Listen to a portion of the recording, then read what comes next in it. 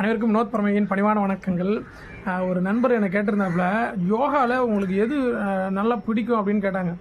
என்ன அப்படின்னா, நான் வந்து யோகா கற்றுக்கும் பொழுது என்னுடைய குரு என்ன சொன்னார் அப்படின்னா, நீ வள்ளலார் மாரி வரணும் வினோத் அப்படின்னு என்கிட்ட சொன்னார். எனக்கு இன்னும் நினைவு இருக்குது.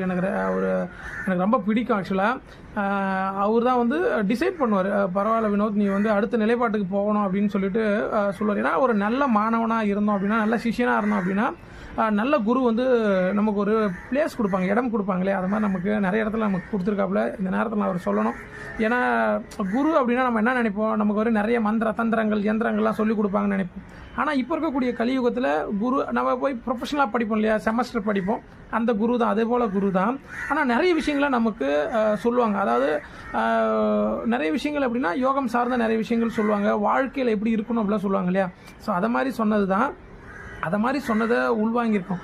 இதில் வந்து நம்ம படிக்கும் பொழுதே ஒரு கைடு மாதிரி, அதாவது ஒரு டெமான்ஸ்ட்ரேட்டர் மாதிரி இட்டு வந்து என்ன பண்ணுவாங்க, சில பயிற்சிகளை காட்டுவாங்க. அப்போ காட்டும்போது நான் வியந்து பார்த்தது என்னென்னா, நவுலி கிரியா தான். நவுலி வந்து எனக்கு ரொம்ப பிடிச்சிருந்தது. என்ன அப்படின்னா, வயிறு எப்படா சுற்றுறாங்க அப்படின்றது எனக்கு உண்மையாலுமே அந்த டைமில், நான் சொல்கிறது ஒரு இப்போ 7-8 வருஷத்துக்கு முன்னாடி, 10 வருஷத்துக்கு முன்னாடி அதை செய்து பார்க்கும்போது எனக்கு ஒரு வித்தியாசமாக இருந்தது. ஆனால் அதை நான் செய்கிறதுக்கு பயிற்சி எடுக்கும் பொழுது எப்படி இருந்தது அப்படின்னா, கண்டினியூட்டியாக தொடர்ச்சியாக ஒரு 6 மாதத்துக்கான பயிற்சி. அது எனக்கு வந்து யாரும் கற்றுத்தல, எனக்கு வந்து இப்படி தான் செய்யணும்னா அது யாருமே டீச் பண்ணல. ஆனால் என்னுடைய மனைவி பக்கத்தில் இருக்கும்போது நான் என்ன பண்ணுவேன்னா, கண்ணாடியை பார்த்து அந்த பயிற்சியை மேற்கொண்டுகிட்டே வந்தேன். அதாவது வாமன நவுலி, தட்சண நவுலி, மத்திய நவுலி அப்படின்னு சொல்லிட்டு ஒரு 3 நவுலி கிரியா இருக்குது.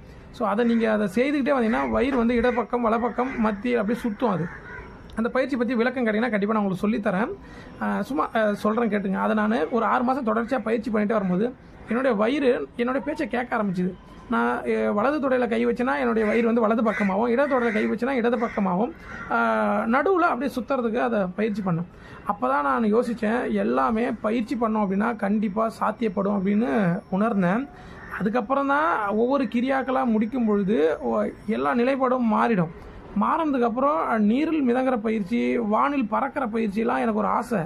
அந்த ஆசை இன்னும் நிறைவேறலை, முயற்சி பண்ணிகிட்ருக்கேன். ஆனால் நீரில் மிதங்கக்கூடிய பயிற்சியை நிறைவு பண்ணிட்டேன். யாருக்கு வேணாலும் எப்போ வேணாலும் மிதங்கி காட்டலாம், எப்போ வேணாலும் அதை நம்ம யாருக்கு வேணாலும் சொல்லிக் கொடுக்கலாம், யார் வேணாலுமே செய்யலாம். முயற்சி இருந்தால் என்னை தொடர்பு கொள்ளுங்கள். கண்டிப்பாக எதுக்கு சார் தண்ணியில் மிதக்கணும் அப்படின்னு கேட்குறீங்க, கேட்பாங்க. தண்ணினா நான் சொல்கிற தண்ணி வந்து கடல் தண்ணி, ஆற்று தண்ணி, அதில் மிதங்கிறது, மற்ற தண்ணிலாம் இல்லை. ஏன் அப்படின்னா, அந்த தண்ணியில் மிதங்கினீங்க அப்படின்னா உயிர் போயிடுச்சிக்கலாம், இந்த தண்ணியில் மிதங்கினீங்க அப்படின்னா உயிர் போயிடும். புரியும் நினைக்கிறேன். வாழ்க யோகம், யோகம் வரட்டும். அடுத்த பதிவில் கண்டிப்பாக சந்திக்கிறேன். நன்றி.